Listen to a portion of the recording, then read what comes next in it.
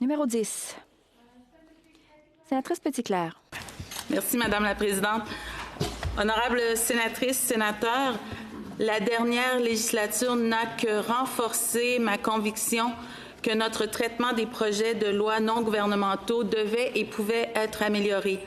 Nous sommes ici pour accomplir notre travail de législateur de façon consciencieuse et efficace, et nous avons tous et toutes la responsabilité de trouver les moyens d'y parvenir.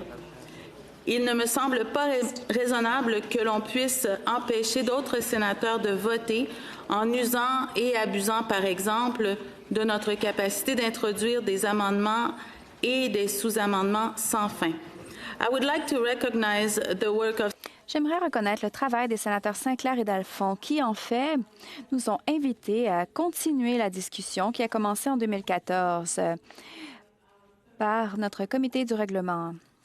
Ce comité a proposé un mécanisme pour mettre fin au débat et pour passer à la mise aux voix sur les autres affaires.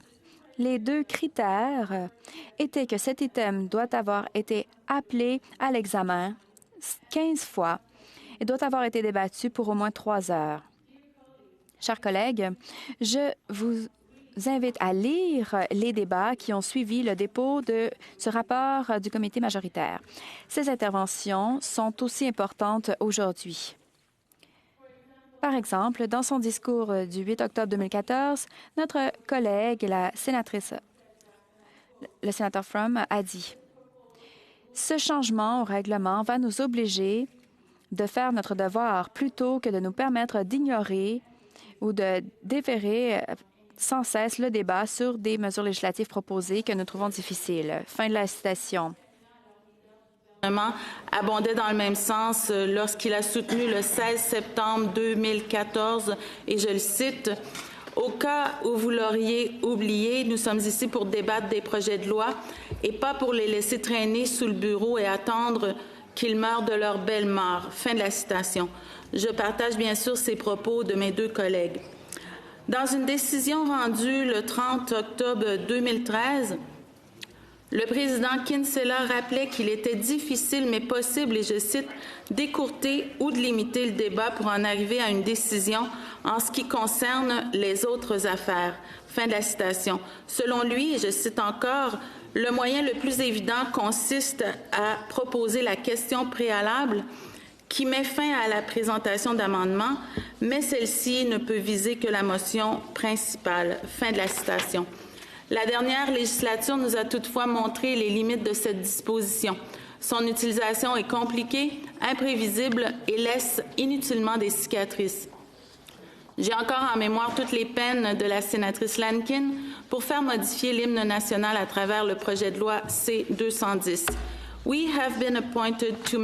Nous avons été nommés pour prendre des décisions qui sont les meilleures pour les Canadiens, que les initiatives viennent du gouvernement du jour, un sénateur ou un député. Professeur Ned Franks, un des experts du pays en procédure parlementaire, a dit dans une entrevue du Globe en 2013, et je cite, « Certaines mesures législatives canadiennes majeures, incluant l'abolition de la peine capitale et les changements au droit du divorce, sont arrivées en grande partie à cause des projets de loi de députés. Et selon lui, je cite encore, ils peuvent être des outils très utiles pour faire avancer les réformes qui sont contraires à l'opinion générale. » Et ça a été le cas. Fin de la citation. Qui se souvient que la loi sur la santé des non-fumeurs est due au député du NPD, Lynn McDonald. Son projet de loi a été le premier dans le monde et ensuite plusieurs autres pays ont rédigé des mesures législatives pour établir des lieux de travail sans fumée, ainsi que des lieux publics sans fumée. Fils aurait très certainement été éloigné des M&M de ce monde si nous avions eu un mécanisme pour garantir le vote sur le projet de loi S-228 qui visait à interdire la publicité d'aliments et de boissons s'adressant aux enfants. Vous vous rappelez, le Sénat et la Chambre ont pris chacun 1 an pour étudier ce texte législatif de la sénatrice Nancy Greenrain. Le gouvernement l'a appuyé et a offert le soutien de Santé Canada qui, à son tour, a mené des consultations étendues et publié 2 versions du guide d'application du projet de loi. Beaucoup d'intervenants ne comprennent toujours pas pourquoi le Sénat n'a pas été en mesure en 9 mois de voter sur 2 amendements très simples de la Chambre, ni que le Sénat soit arrivé aussi près du but pour brusquement tout arrêter.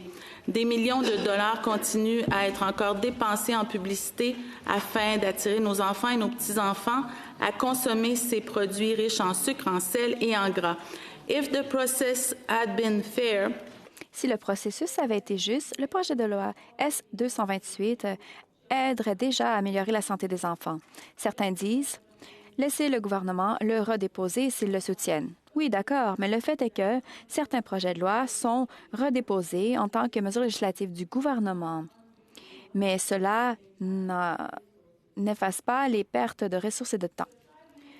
Les 5 mesures que les sénateurs Sinclair et Dalphond veulent mettre en application parlent des différentes facettes du même défi.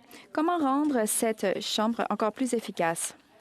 J'ai lu plusieurs points de vue dans l'édition du 12 février de Hill Times sur l'importance d'avoir un consensus pour en arriver à ces changements. Cependant, cela ne sera possible que si nous sommes tous guidés par le même but de trouver un compromis acceptable. Par exemple, est-ce que le temps minimum pour le débat, avant qu'on passe à la mise au vote sur un projet de loi, devrait être de 2 heures?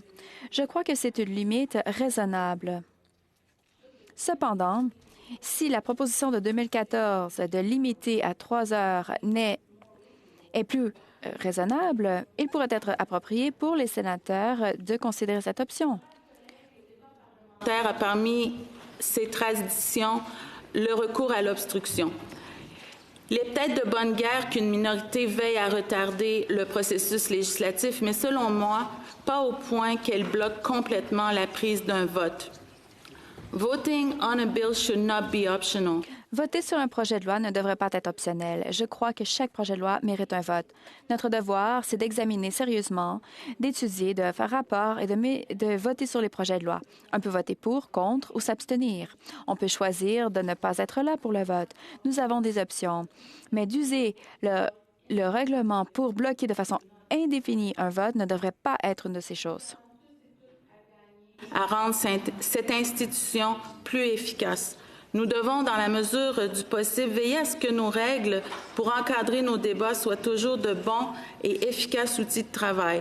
Ne pas le faire, c'est réunir les conditions pour rendre difficile, voire impossible, d'accomplir le travail pour lequel, ne l'oublions pas, nous avons été choisis parmi des millions de Canadiens. Thank you. Merci.